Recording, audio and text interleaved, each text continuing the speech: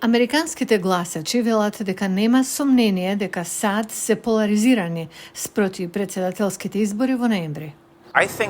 Мислам дека нацијата е најподелена што сме ја виделе од веројатно ерата на граѓанските права. Има луѓе кои не можат ни да разговараат.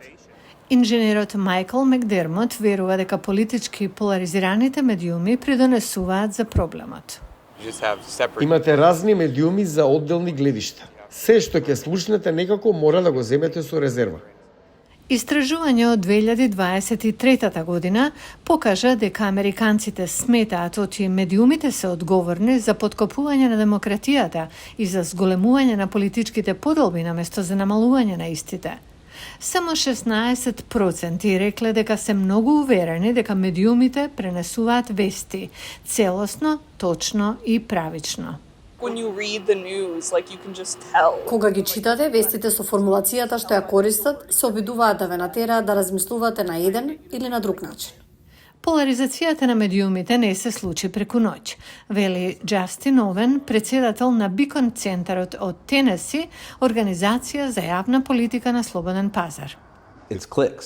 Тоа се кликови, нели?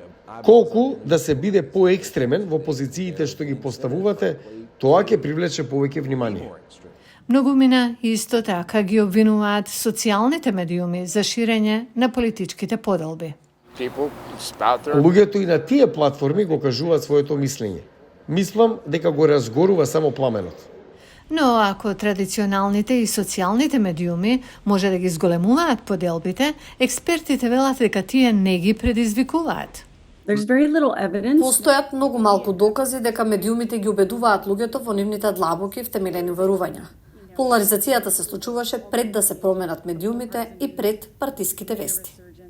Како што се ближат председателските избори, Данавај вели дека има голема загриженост за ширење дезинформации и зголемени предизвици со кои се соочуваат просечните корисници на вести, за да ја разликуваат вистината од фикцијата.